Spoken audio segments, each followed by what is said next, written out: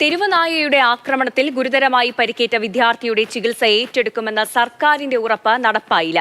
മുഴുവൻ ചികിത്സാ ചെലവും വഹിക്കുമെന്ന് മന്ത്രി സജി ചെറിയാൻ പ്രഖ്യാപിച്ചതോടെ നാട്ടുകാർ ചികിത്സാ സഹായ പിരിവും അവസാനിപ്പിച്ചിരുന്നു.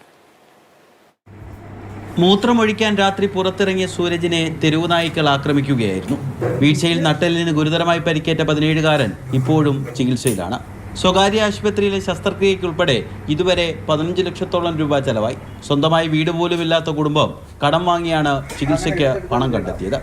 സർക്കാരിന്റെ സഹായം ലഭിക്കുമ്പോൾ തിരികെ നൽകാമെന്നായിരുന്നു ഉറപ്പ്. പക്ഷേ അവിടെ ചെന്നപ്പോഴത്തേക്ക് മനസ്സിലായിരുന്നു ഫണ്ട് ഇല്ലാതില്ല, അതിന് താമസിക്കും അനുവദിക്കാൻ.